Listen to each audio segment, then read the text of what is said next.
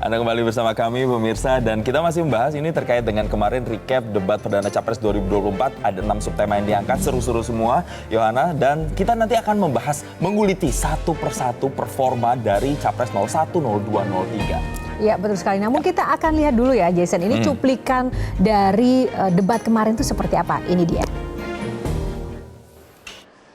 Negara hukum menempatkan hukum sebagai rujukan utama untuk memastikan hadir rasa keadilan, memberikan kebermanfaatan, dan memberikan kepastian kepada semua. Ini harus dipegang teguh oleh pemegang kekuasaan, baik yang di puncak dan seluruh jajaran.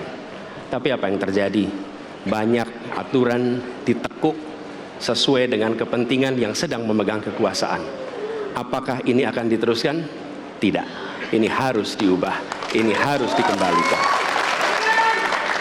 Kemudian kita menyaksikan betapa pada hari-hari ini tatanan ketika kita menyelenggarakan pemerintahan sering tidak sesuai dengan prinsip-prinsip hukum yang kita pegang. Republik itu harus didasarkan atas hukum dan kedaulatan rakyat. Itulah perjuangan saya selama ini. Dan saya pertaruhkan nyawa saya, jiwa saya untuk membela demokrasi, hukum dan HAM. Kita paham, kita mengerti masih banyak kekurangan.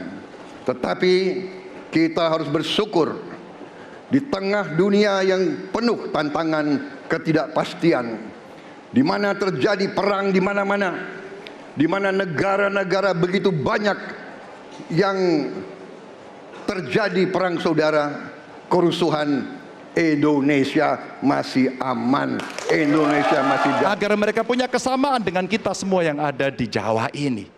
Kami bergeser lagi, kemudian ketemu kawan-kawan penyandang disabilitas di NTB. Betapa bahagianya saya karena ketemu dengan orang yang berjuang dengan keras agar dia bisa setara, dan pemerintah mesti perhatikan mereka untuk memberikan kesetaraan pada mereka itu. Tapi Bapak Ibu, saya mendengar ketika demokratisasi mesti berjalan dan demokrasi mesti kita jaga bersama, ada Ibu Sinta yang ketika menyampaikan pendapat harus berurusan dengan aparat keamanan. Ada Melki, Ketua BEM, yang kemudian ibunya harus diperiksa.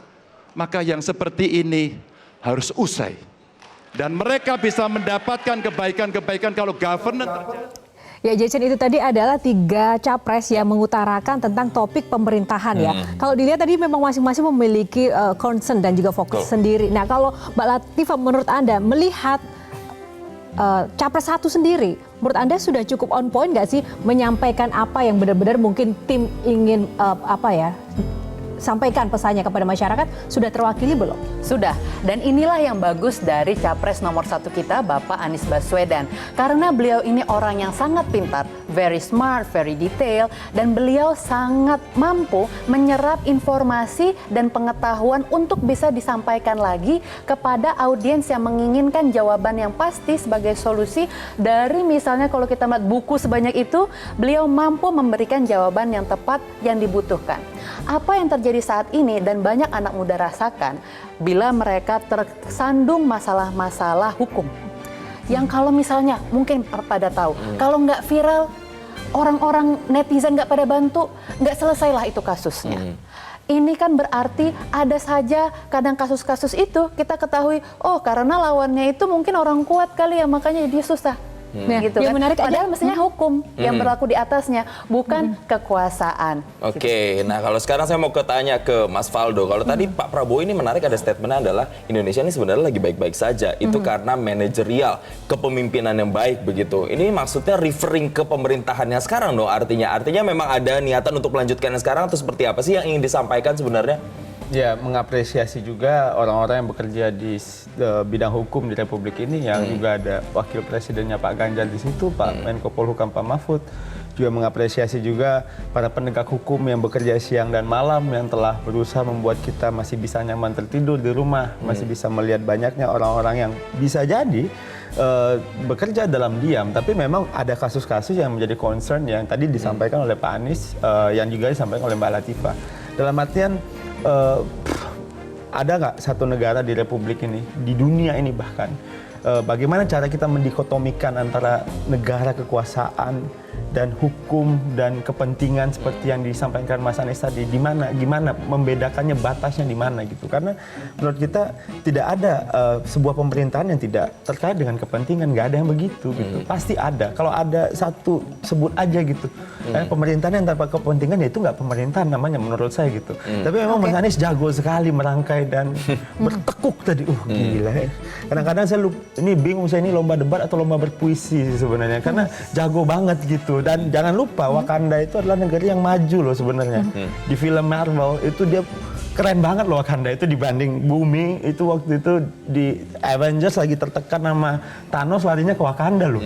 Jadi I think Wakanda is good. Nah, tapi kalau kita lihat dari tiga-tiganya tadi, Mas, kan memang masing-masing orang yang berpengalaman semua. Jadi wajar pasti. sebenarnya ketika akhirnya para capres ini pun juga piawai dalam menyampaikan dan juga berkata-kata, tidak hanya paslon 1, 2, dan 3 pun juga ini ya, memiliki tadi, Pak Ganjar juga memiliki semangat karena berpengalaman di pemerintahan. Nah, menurut Anda gimana? Sudah puas dengan penampilan paslon Anda, capres Anda? Yang pasti sih kita Mas Bagas. sebagai milenial kalau lihat penampilan Pak Ganjar waktu itu adalah capres yang paling tenang. Dan bagi kami para milenial, Pak Ganjar tuh lead by example. Dan dia tahu lapangan. Kenapa? Karena saat kampanye beliau berdua, Pak Ganjar dan Pak Mahfud, langsung turun ke lapangan mendengarkan rakyat. Semuanya juga turun. Ya, cuman Mbak ingat ya, hari pertama langsung merepresentasikan Indonesia, mulai dari ujung paling barat dan ujung paling timur. Artinya apa? Beliau berdua mau representasikan bahwa saat nanti mereka berdua memimpin, mereka adalah sangat Indonesia sentris yang mendengarkan keluh kesah rakyat di lapangan. Jadi kita lihat di situ adalah kemampuan beliau adalah kemampuan mendengar. Dan itu adalah salah satu karakter pemimpin adalah kemampuan untuk mendengar. Mendengar langsung begitu ya. Jason, kalau Jason mengamati nggak kalau lihat dari tiga narsum kita masing-masing paslon ini, iya kan? Ini Mbak Latifah, Mas Faldo, dan Mas Bagas memang gayanya seperti para capres ya? Atau ada doktrin budaya cara bicaranya sama? Ini kan Mirip-mirip tertata gitu ya. kan? Terus ini ya santai, tenang. Emang ada imbauan gitu ya? Itu menarik juga. Kita baru sadar Kita baru sadar juga. Sama attitude-nya Atau mungkin dari Metro TV yang memilih narasumber yang begitu sih, yang mirip. Berefleksi dari capres yang ini kayaknya mau yang kayak begini, yang kayaknya sama, supaya nge-reviewnya mungkin lebih berasa gitu kali ya. Tapi di balik layar Nggak ada kan? Nggak ada kan? Nggak ada Nggak gitu ada. sih. Budayanya kita harus seperti ini atau emang pasti itu keterbawa juga ya secara Saya attitude rasa gitu begitu ya. Bagaimana seorang pemimpin memimpin sebuah tim itu akan membawa karakter dari timnya seperti itu. Kalau Mas Faldo ke bawah juga sama Prabowo. Apa? Saya joget gemoynya saya ke bawah.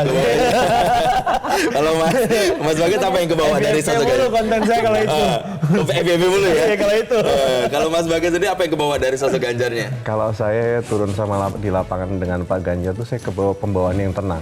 Saat mendengarkan, saat ada situasi krisis, mendengarkan rakyat keluh kesah di pasar yang cukup chaotic, beliau sangat tenang ya dalam menghadapi. Jadi saya rasa udah mampu lah untuk Ketenangan membawa itu ya? Indonesia ini dalam menghadapi Dinamika dan di masa ya. dengan ketenangan. Baik, ini kalau ngomongin tenang, yang di sana nggak tenang nih. Dari tadi ketawa-ketawa terus ya kan di sana. Coba deh dari Mas Duto, kenapa sih ketawa-ketawa dengar 3 perwakilan tim ses ini? Dari saya dulu nih. Ya. Udah biasa lagi, jadi Duto lagi. Oh, jadi Duto lagi ya. Udah. Bukan yang tadi lagi. Kalau sorry, Mas, sebagai ke bawah. Duto. Ke bawah. Jadi gini, kalau gue ngeliatnya tadi memang bener kata Mbak tadi, maksudnya Yohana. kenapa tiap jubir ya, itu kelakuannya sama. itu jadi konten saya juga. Tapi lo kerasa gitu kan? Iya. Iya kan? Tapi kalau kalian yang membawakan tadi para tokoh berasa juga nggak? Emang kita membawakan tokoh siapa? Enggak. Fiktif semua. Itu tokoh fiktif semua. Itu enggak. Kan wacanda.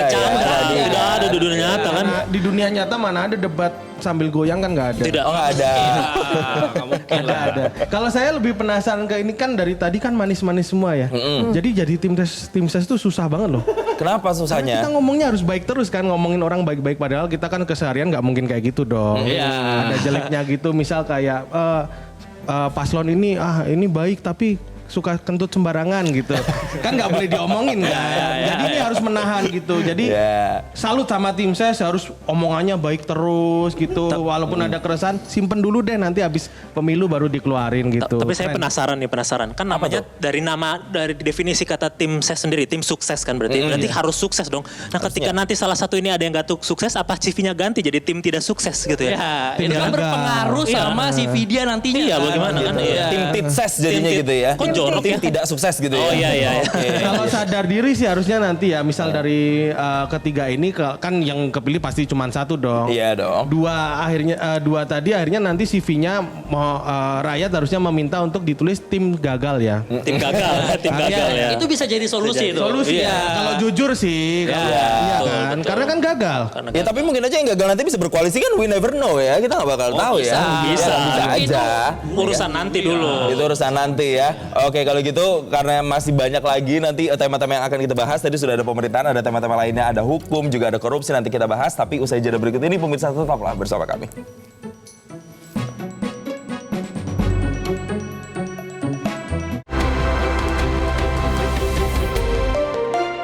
Jelajahi cara baru mendapatkan informasi. Download Metro TV Extend sekarang.